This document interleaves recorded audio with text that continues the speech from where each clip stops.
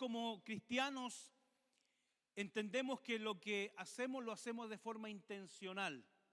Nuestras enseñanzas son intencionales. Cristo fue intencional para enseñar. Y nosotros debemos enseñar todas las cosas. Y yo quiero llevarlo un poquito más profundo en lo que es la oración. Pero antes de comenzar a hablar de la oración, yo quiero hablarles con respecto a quién nosotros oramos. ¿Nosotros a quién oramos? Al Padre. Entonces, para que yo pueda comprender la oración, para que yo pueda amar la oración, yo tengo que entender a quién estoy orando. Y ese es el tema de hoy día, conociendo a Dios como Padre, pero dentro de el tema de la oración. No sé si estoy haciendo un poquito estamos listos. Pasa que le pedí al hermano Rubén que pudiera grabar el tema porque son 3 temas seguidos y los que no vinieron hoy día, lamentablemente por diferentes circunstancias, no van a poder entender la introducción a la oración. Entonces por eso le pedí que grabara. Yo quiero que abra su Biblia, por favor, en el libro de Primera de Juan 3, del 1 al 3.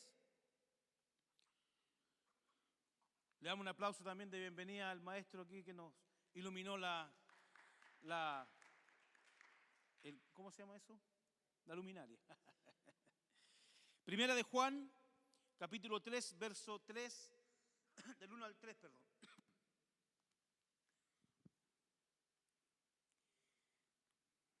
Primera de Juan. Necesito a alguien que lo tenga en la versión Reina Valera y alguien que lo tenga en una versión diferente. ¿Sí?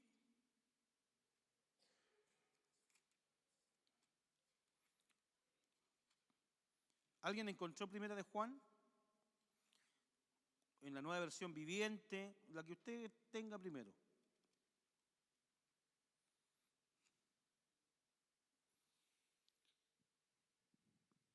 Amén. Lo voy a leer en la Reina Valera 1960. Dice así, leo en el nombre del Padre, del Hijo y del Espíritu Santo.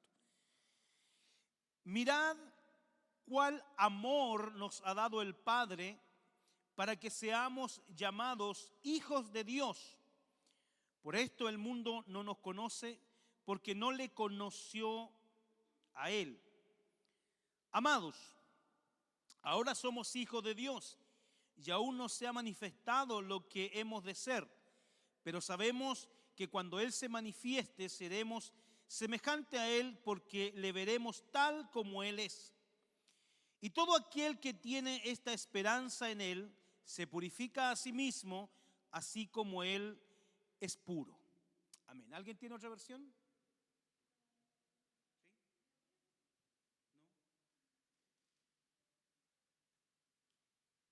¿Sí? ¿No? Amén. Dice, miren con cuánto amor nos ama nuestro Padre que nos llama sus hijos, y eso es lo que somos.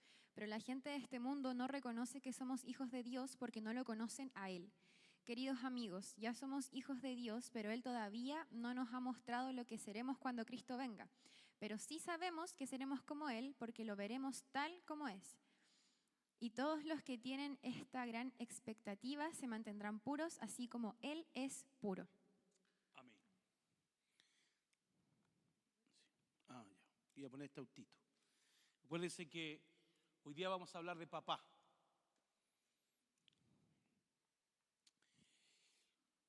Una de las tragedias más grandes, jóvenes y señoritas, que le ha ocurrido a la sociedad, específicamente a las familias, es la falta de paternidad o padres presentes. Esto es importante que usted lo pueda recibir desde el principio, porque después vamos a ahondar un poquito en eso. Un hijo que no conoce a su padre crece con muchas carencias inestabilidades emocionales. Toda persona que crece sin un papá, siempre en su vida va a tener una inestabilidad en algún área de su vida. Emocional, psicológica, un sinfín de cosas. Porque esta generación tiene un problema con la autoridad. Y la autoridad, escuche bien esto y si quiere anotarlo, anótale. La autoridad es lo que le da estabilidad a nuestra vida. La autoridad es la que le da estabilidad a un país. La autoridad es la que le da estabilidad a una iglesia. Siempre la autoridad cumple un rol importante en la sociedad, en un país, en la familia, en los hijos. Por eso es que es importante y es tan grave lo que ocurre en este tiempo, que hay una falta de paternidad enorme en la sociedad chilena y la sociedad del mundo entero. Y esto es algo que es un ataque directo del enemigo a la familia. Porque mientras no haya autoridad, una persona no tiene dirección. Dos cosas. La autoridad nos da estabilidad y nos da, ¿qué cosa más? Dirección. Importante. Los que no hemos tenido la bendición de crecer no hemos tenido la bendición de crecer con padres, créame que para corregirnos tuvo que siempre haber una especie de dolor.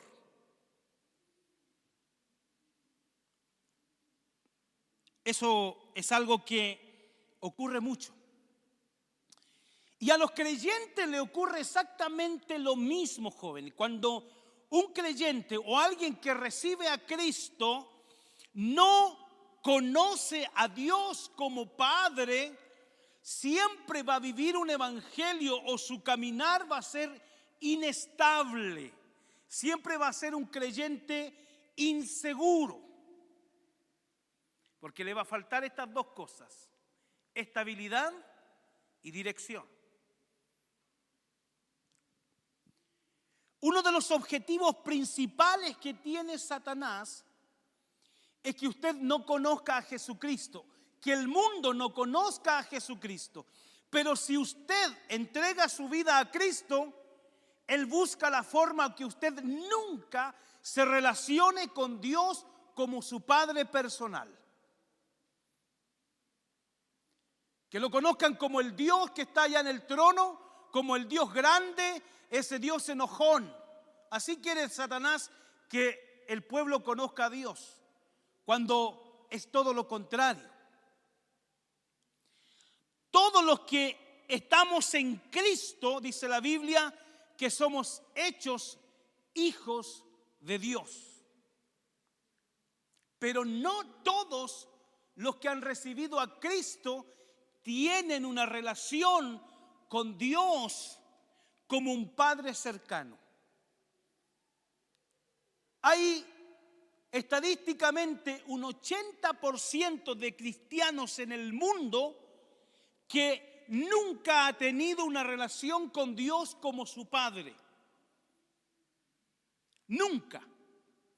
Y eso, la verdad es que hace que nuestra vida cristiana no tenga el sabor que otros disfrutan. Porque hay gente que disfruta el evangelio. Puede estar pasando por momentos difíciles, duros, pero disfruta el evangelio. Por esa razón que el apóstol Pablo decía: gozaos en todo tiempo, alegraos en el Señor. pero recién lo estaban apaleando, lo estaban apedreando, pero él decía, gozaos en el Señor. ¿Por qué razón? Porque él conocía a papá y disfrutaba servirle.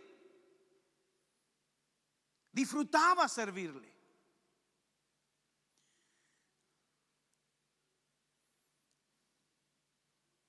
Martín, no sé cómo mover esta cosa. Ya.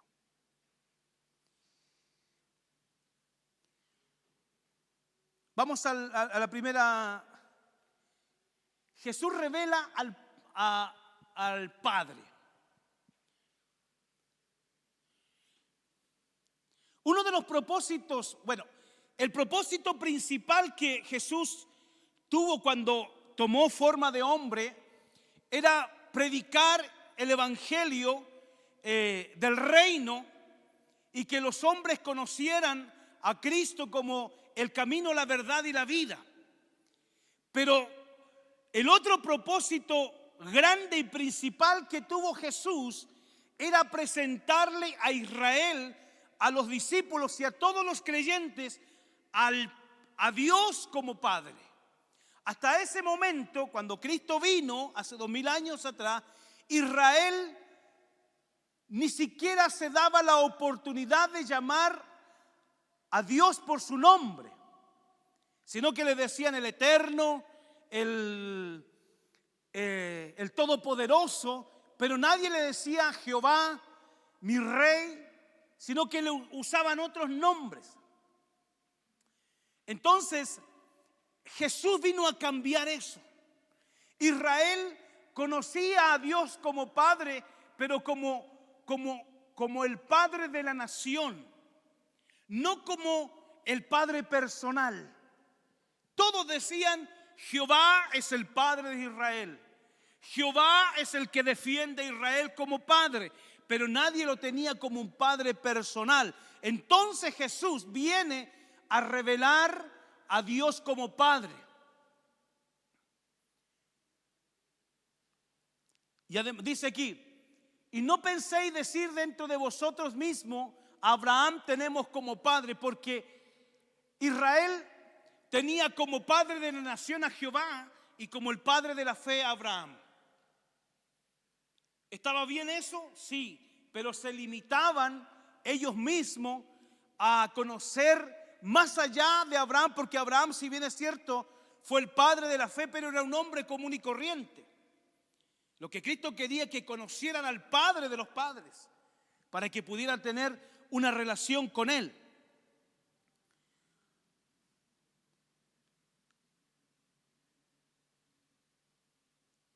Sigamos.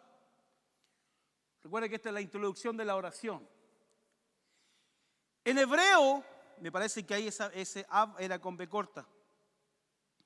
En hebreo la palabra Padre, en hebreo la palabra Padre es Av, y en arameo es Abba, que significa papá o papito. Abba es el término que usaban los niños israelitas para llamar a sus padres. Abba es un término más íntimo, cercano, familiar e informal. Los israelitas siempre se dirigían a Dios como, oh, el gran yo soy, el eterno, el todopoderoso, pero siempre tomando distancia de Él. Entonces, Cristo comenzó a llamarlo delante de ellos Abba, para que ellos entendieran que podían acercarse de una forma más íntima y a Dios el Padre. Pero Israel rechazaba esto. De hecho, cuando Jesús dijo que Dios era su Padre, los israelitas o los cuantos se llaman los religiosos de esa época dijeron, demonios tiene, porque se hace a sí mismo hijo de Dios. Imagínense cómo tenían arraigado eso ellos en su corazón, la distancia que tenían con Dios. Israel suponía quién era Dios, ni siquiera lo conocían. Ellos suponían.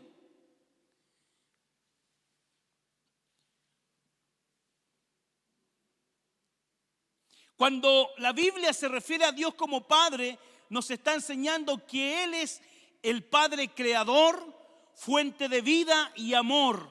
Todo lo que Él hace, lo hace por amor. Él es proveedor por amor, es sustentador por amor. Él es amor. Él nos protege por amor, nos enseña, nos aconseja, nos respalda. Y lo que más me gusta es que Él, no sé si está ahí, la última parte. ¿Qué dice la última parte? Él se hace responsable de nosotros.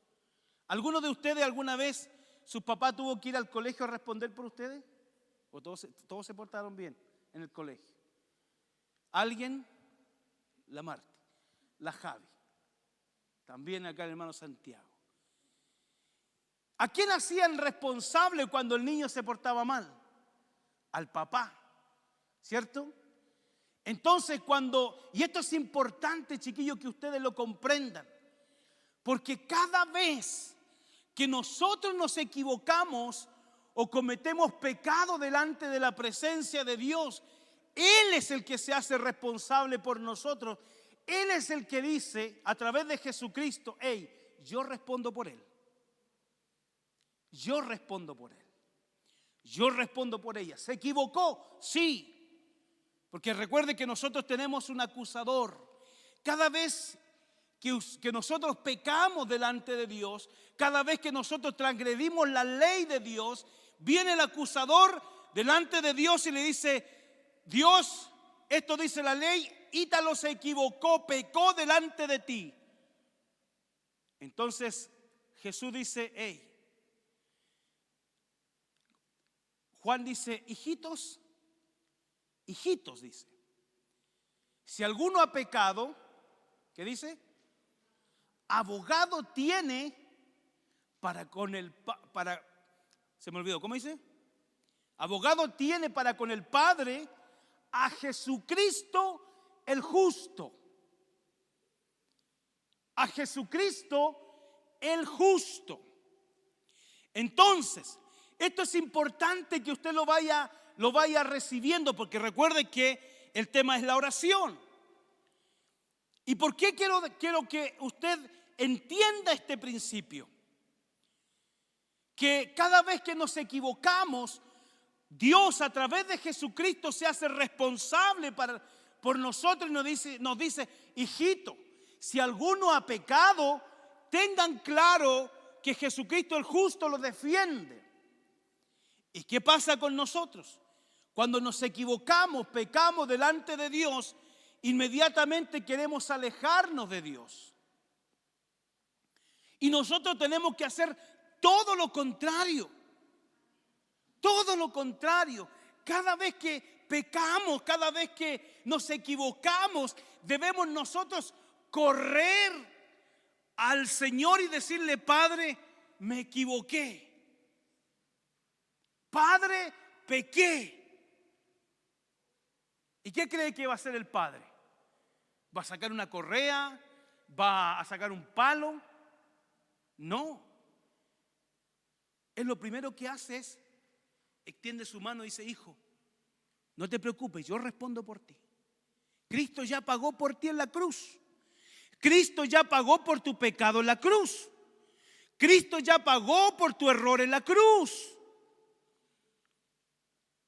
Nosotros debemos tener presente este principio cuando el hijo pródigo vuelve a la casa del padre. ¿Qué hace el padre? El hijo pródigo se mandó un condoro, chiquillo, brígido. Porque en ese tiempo pedir la herencia, porque la herencia siempre se da cuando la persona muere, ¿no es cierto? Entonces pedir la herencia en ese entonces era como decirle: papá, yo te quiero muerto a ti. No quiero nada contigo, dame la herencia. Entonces, cuando el hijo pródigo vuelve al padre, él iba pensando, diciendo: que se halló un siervo. Y cuando el padre lo vio, no lo reprochó, no dijo: oye, ¿estáis volviendo ahora a la casa? Mira cómo venís todo hediondo a chancho, venís todo cochino, ¿desde cuándo que no te bañáis? Más encima te llevaste toda la plata que te di, te la gastaste y ahora venís de vuelta. ¿Eso le dijo el padre? El padre cerró la boca. El padre sabía que se había equivocado. Dios sabe que nosotros nos equivocamos. Dios sabe que usted y yo, por eso dice la Biblia que Cristo murió por nosotros aún cuando somos pecadores. Entonces Él sabe que nos vamos a equivocar, pero de todas maneras en la eternidad Él decidió adoptarnos como hijos, sabiendo que nos vamos a equivocar. Entonces cuando aparece el hijo pródigo, el padre lo que hace, corre y lo abraza. Y no solamente lo abraza, sino que lo restituye a su posición original. Mire lo que hace el pecado. Cuando nosotros pecamos y no entendemos a Dios como Padre, nuestro pensamiento es igual como el hijo pródigo. Señor, yo creo que tú ya no me amas, porque me equivoco siempre, Señor. Yo creo que ya no valgo nada. Ese es el pensamiento que quiere que Satanás tengas en tu cabeza. Esto te lo voy a dar como consejo, pero no es que yo te esté diciendo ten libertad para pecar. Cada vez que te equivoques, cada vez que peques delante de Dios, vuelve al Señor y ten presente siempre, siempre que Él te va a restaurar a tu posición. Nunca vas a perder tu posición, pero aquí en la cabeza el creyente pierde su posición, o él mismo dice que no soy ya digno. Eso es lo que venía diciendo el hijo pródigo: ya no soy digno. Hazme uno como tus trabajadores, hazme como de esos que tienen que ser tus siervos. Esto es importante en el principio de la oración, porque muchas veces la culpa hace que nosotros no vayamos a la presencia de Dios y pase tiempo. Entonces cada vez, recuerde esto y grábeselo en su corazón, y se lo digo en el nombre de Jesús: cada vez que usted se equivoque, cada vez que usted peque, piense en lo que su padre va a decir cuando usted vuelve, no lo que Satanás está poniendo en su cabeza como lo que le había puesto en el hijo pródigo. Su papá nunca le va a decir a usted: ¿sabes qué más, Ítalo? Puta, otra vez pecaste, otra vez te equivocaste y aquí vení de nuevo. No. Papá siempre va a decir: hijo, ven. 7 veces cae el justo, dice. ¿Y qué dice después? ¿Qué dice? No lo escucho. 7 veces lo levantará. ¿Qué significa la palabra 7? Es el número perfecto. O sea, siempre Dios te va a levantar. Siempre Dios te va a levantar. Es importante este principio, chiquillo. ¿Dónde vamos? Él se hace responsable de nosotros. Podemos hablar mucho de esa palabra, que Él se hace responsable de nosotros. Pero vamos a seguir. Dios es el autor de la familia.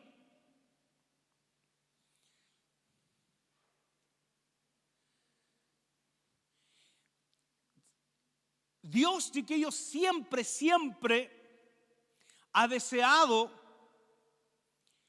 ser el padre de toda la humanidad, desde el principio.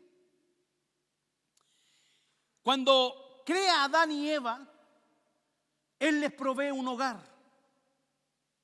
Él les provee un lugar cómodo para ellos.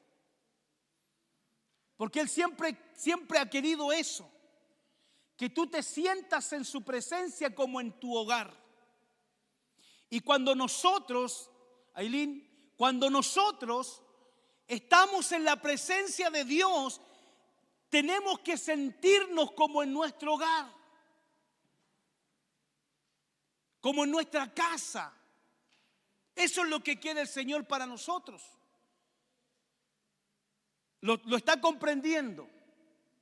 Dios es el autor de la familia, Él es el sustentador del hogar, Él provee de amor, Él, el modelo de paternidad, el protector del hogar, Él es el padre y compañero de vida. Gálatas 3:26 dice, pues todos sois hijos de Dios por la fe en Jesucristo. Ahora, ¿cómo conocemos a Dios como Padre? Juan 14:23 dice, respondiendo Jesús le dijo, el que me ama mi palabra guarda y mi Padre le amará. Y vendremos a Él y haremos morada en Él. Bíblicamente, la palabra conocer tiene un contexto más profundo de lo que puede entregar un diccionario común y corriente, sobre todo cuando queremos conocer al Dios invisible que es espíritu y verdad. En el hebreo existen varias palabras para conocer, pero aquí yo le voy a presentar dos palabras. La palabra hebrea yadá se usa para referirse a un conocimiento intelectual sobre hechos, información, habilidades que proviene de estudios académicos o personales acerca de Dios. Y esa es muchas veces el nivel en que estamos nosotros como iglesia o como jóvenes. Solamente en el conocimiento yadá, en un conocimiento intelectual de Dios. Yodea, eso. Ahí está, que no hablo hebreo yo, entonces me cuesta un poquito. Muchas veces nosotros estamos en esa posición. Intelectualmente podemos nosotros hablar de Dios, hacer muchas cosas con el nombre de Dios, pero nunca lo vamos a tener personalmente. ¿Cuántos de aquí han estudiado de Bernardo Higgins? Todos, pues si todos vamos al colegio chileno, a todos nos hablan de Bernardo Higgins. Usted sabe quién es, qué hizo, o Arturo Prat. ¿No sabe qué hizo Bernardo Higgins? ¿Quién es profesor de historia aquí? Por favor, para que le enseñe. Sabemos quién es Arturo Prat, pero ¿lo conocemos? ¿Podemos nosotros conocer a Arturo Prat? No. Esa es la forma que mucha gente conoce a Dios, solamente desde el intelecto. Pero la palabra hebrea yadá se usa para referirse a un conocimiento espiritual revelado. El conocimiento intelectual es a través de la mente y el conocimiento yadá es un conocimiento revelado en el espíritu. Nosotros podemos conocer las cosas desde la mente y desde el espíritu, pero Dios se revela al espíritu. La palabra hebrea yadá se usa para referir a un conocimiento espiritual revelado que proviene de una revelación personal, íntima, profunda con Dios. Además, el conocimiento yadá mantiene al creyente unido a Dios, revelando frutos espirituales. Cuando nosotros conocemos a Dios en el espíritu, nos mantenemos unidos a Dios. Pero si nosotros conocemos a Dios desde el intelecto, siempre vamos a estar mirando a Dios de lejos. ¿Me podrá ayudar? ¿Me podrá perdonar? ¿Me podrá cuidar? ¿Me estará viendo? ¿Me estará escuchando? Todo eso viene del conocimiento intelectual. Pero cuando se revela Dios como Padre en nuestro espíritu, yo tengo la certeza que me está escuchando, tengo la certeza que me está cuidando, tengo la certeza que está conmigo, tengo la certeza que me va a fortalecer, tengo la certeza que me va a sanar. Diferente, ¿no es cierto? Y tengo la certeza que me va a perdonar. Voy a tener la certeza de que me está escuchando cuando doblo mis rodillas delante de su presencia. Mucha gente ora y se pregunta: Señor, ¿me habrás escuchado? ¿Me estarás escuchando? Porque oro y no, parece que no pasa nada. Y eso es porque nunca hemos intentado o nunca le hemos dicho a Dios: Señor, revélate a mi vida, revélate a mi espíritu. Yo no quiero conocerte a ti por lo que hiciste solamente en el pasado. Yo quiero conocerte ahora como mi Dios, como mi Padre hoy día. Nosotros tenemos un problema. Por ejemplo, cuando decimos: Cristo sanó al paralítico, amén, pasado. Cristo le dio vista a los ciegos, amén, pasado. Pero hoy día, ¿por qué no podemos verlo hoy día haciendo eso? Porque no lo conocemos a Él. Entonces todo nuestro evangelio se basa en cosas pasadas. Cuando la Biblia dice que nosotros debemos caminar de gloria en gloria, bendito sea el Señor. ¿Qué impide que conozcamos a Dios como Padre? Aquí hay un tema complejo. Y aquí yo voy a ahondar un poquito para todos. Hay muchos factores que impiden que conozcamos a Dios como Padre, pero uno de los más grandes, cuando nuestros padres no reflejan a Dios. Cuando nuestros padres no reflejan a Dios. Una de las cosas, chiquillos, que a mí me pasó, que yo siempre cuando comencé a caminar en el evangelio, yo decía: a mí me daba miedo, me daba pavor pensar que mi esposa iba a estar embarazada. Usted se preguntará: ¿por qué? Porque yo le decía al Señor: Señor, yo no tengo un modelo de padre. ¿Cómo lo voy a hacer? ¿Cómo lo hago? No tengo un modelo de padre. Esa era una de las cosas que a mí me daba pavor. Y cuando mi esposa estaba embarazada, créame que yo, Dani, tápate la oreja. Yo no disfruté eso cuando me dijeron, porque a veces yo escucho o veo en las redes alguien que dice, le muestran a ustedes de embarazo y dicen: ¡guau! ¡Qué maravilla! Y saltan y se abrazan. Yo, lo único que sentí fue preocupación,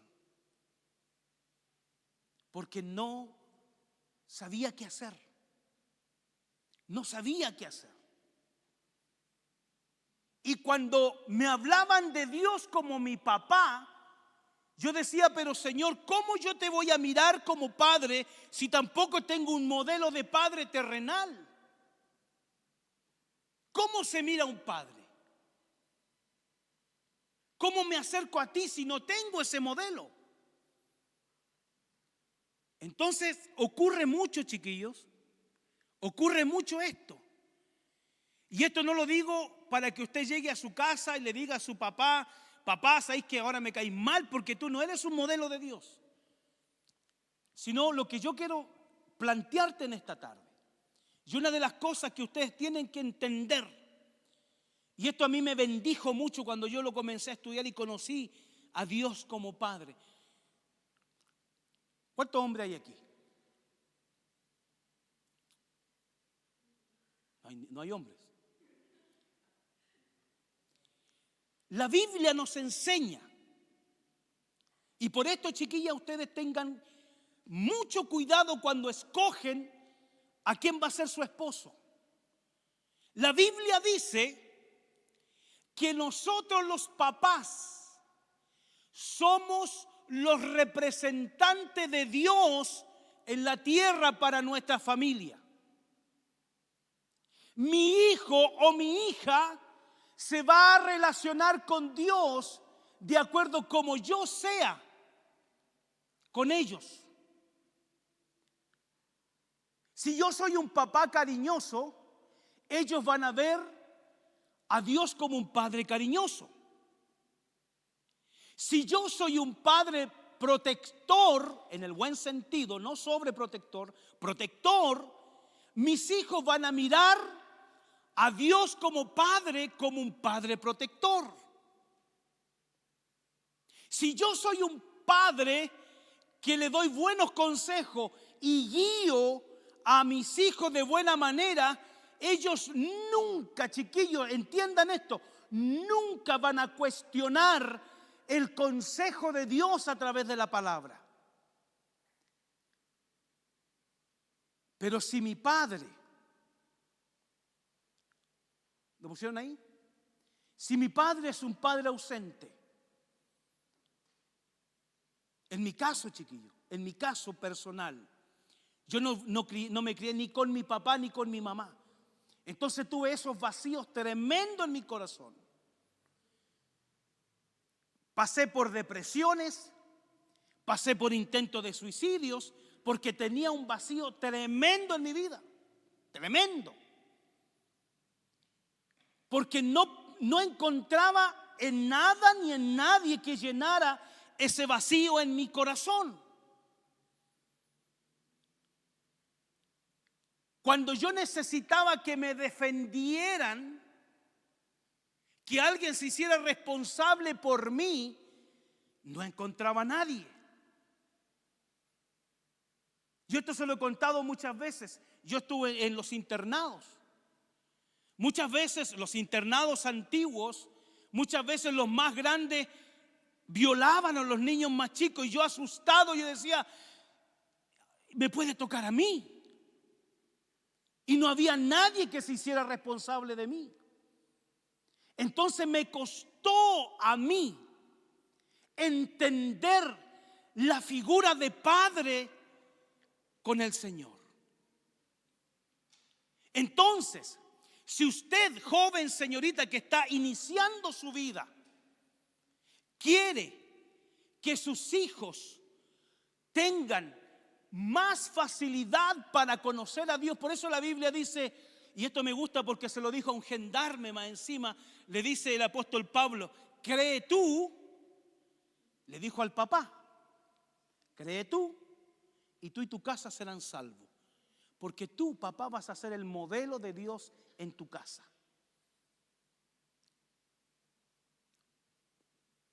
Qué importante es este principio, chiquillos, para que ustedes, jóvenes y señoritas, no agarren a cualquier gil que les hable bonito. ¿Quiénes están pololeando aquí?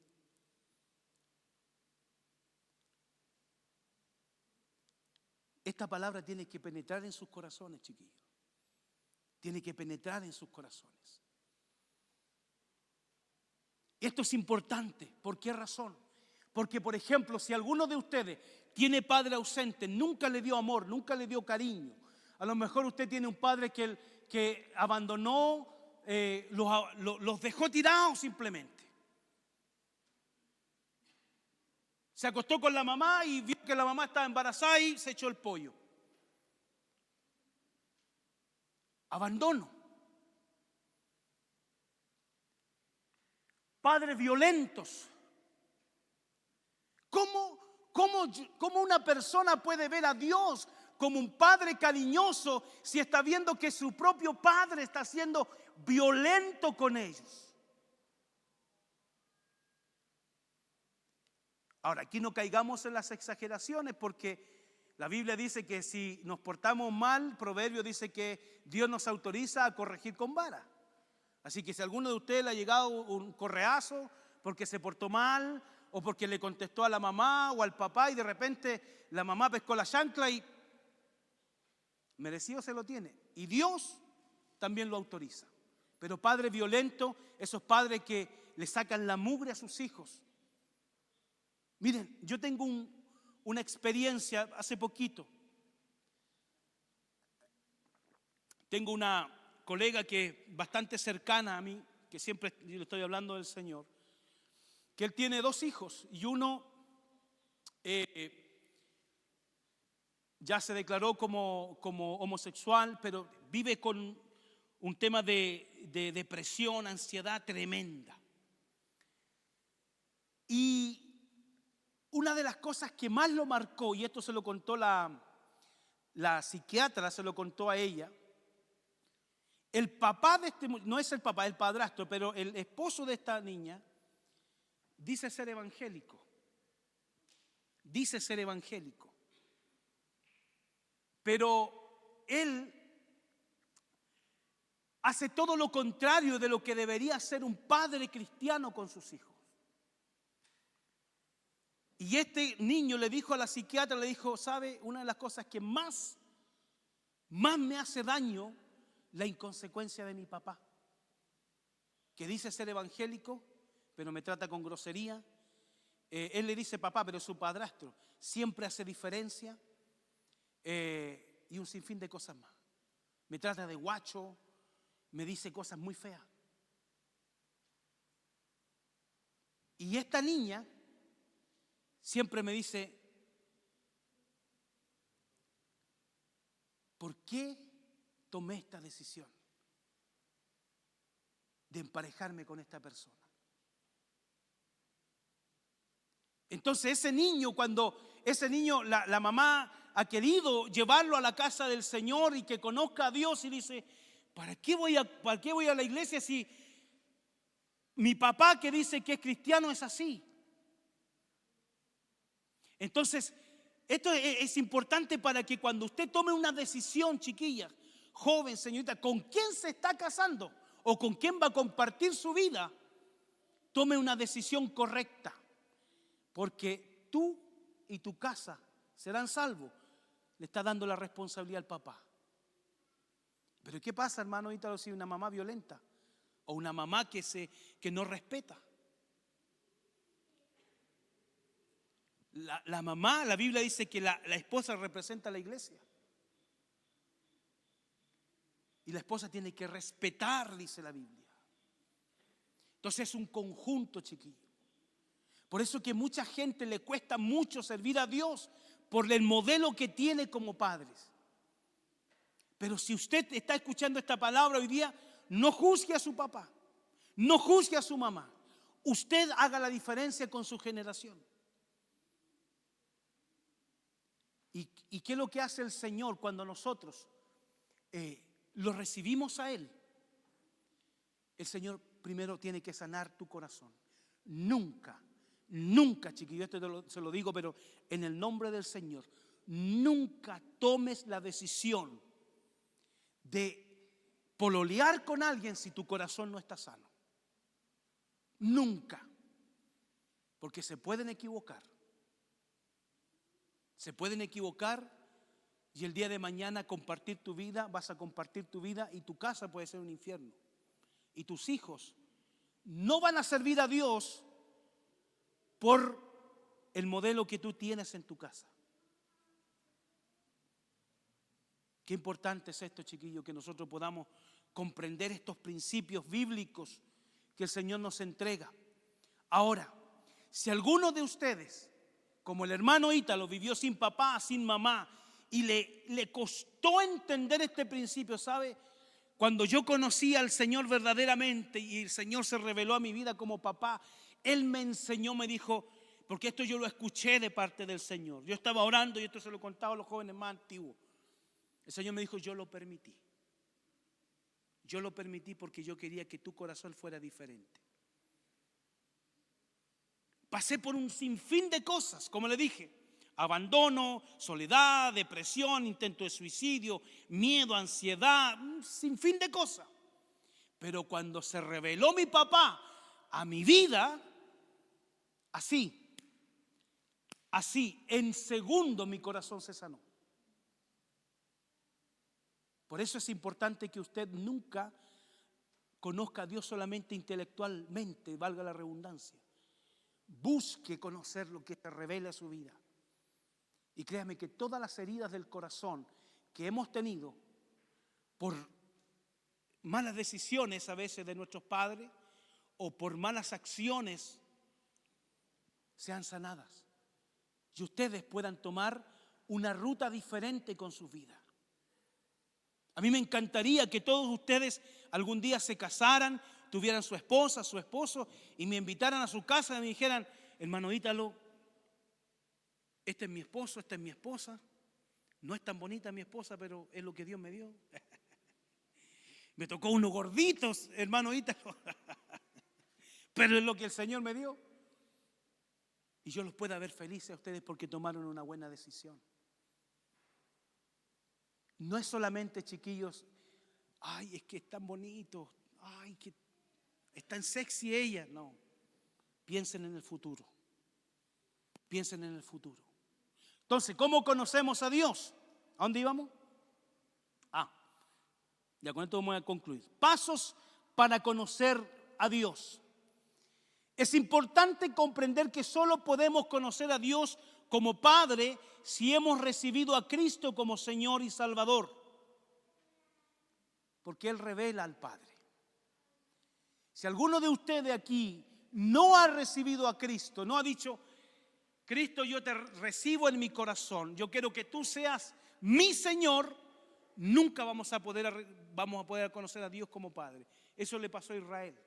Israel no puede conocer a Dios como Padre porque desechó al Mesías. Ellos todavía piensan en ese Dios lejano, ese juez duro, ese juez que lo único que quiere es que se cumpla la ley.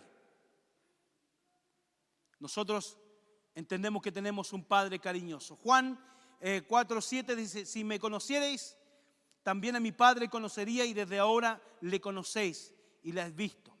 Debemos entender que Dios no es una fuerza o un poder. Él es una persona cercana y accesible. Tenemos un Padre que es cercano y accesible. Debemos saber que Él anhela conocernos. Y lo importante es que a través de las Escrituras nosotros podemos conocer a nuestro Padre y a través también de la oración. Con esto concluyo. Cuando nosotros nos acerquemos a Dios tenemos que entender dos cosas. Primero, que estamos delante del Creador de los cielos, de la tierra, del mar, de la fuente de las aguas, el Todopoderoso, el Invencible. Pero también que estamos delante de nuestro Padre amoroso, cariñoso, amable, perdonador, que anhela que nosotros estemos delante de su presencia. Nunca, nunca jamás pienses que Dios te va a desechar por algo que tú hiciste. Nunca jamás.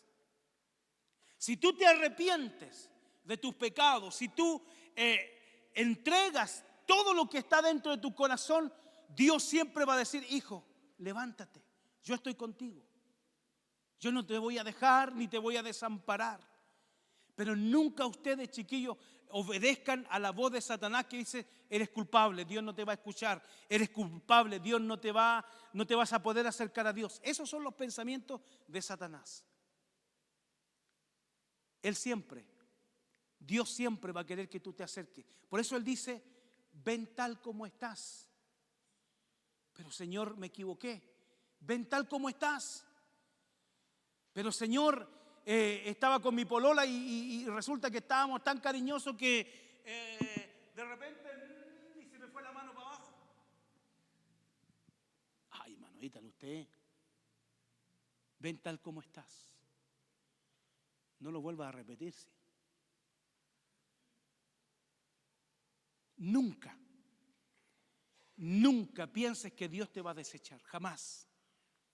Porque tenemos un Padre amoroso, un Padre cariñoso, un Padre bueno, que quiere pasar tiempo contigo. Y esto es importante que tú lo comprendas para entrar a lo que vamos a hablar después del encuentro nacional de la oración. Porque si tú no entiendes quién es Dios como Padre, nunca vas a entender la cercanía que te da la oración. Nunca vamos a entender a dónde nosotros entramos cuando oramos si no conocemos a Dios como Padre. Eso es relevante. Muchas veces oramos y nos arrodillamos y Señor, Señor, Señor, Señor y Señor. Pero tenemos que entender delante de quién estamos, chiquillos. Por eso Jesús dice, cuando oréis, dice, ora Padre nuestro. Se lo estaba diciendo a los discípulos, Padre nuestro. De esa forma quiere el Señor que tú te acerques, como un papá amoroso, cariñoso, que está esperando que tú lo abraces, te acerques, y Él quiere siempre estar a tu lado. Yo no sé si a usted le ha dicho alguna vez a su papá, hijo, te extrañé. ¿No? Bueno, Dios sí te extraña cuando tú no estás. Dios sí quiere estar siempre contigo. Por eso nunca deje usted la oración. Nunca deje de ir a las plantas del Señor. Porque dice la Biblia que Él nos anhela celosamente. Él quiere que nosotros seamos para Él y de Él, de nadie más. Amén. ¿Entendió la enseñanza? Póngase de pie, vamos a orar.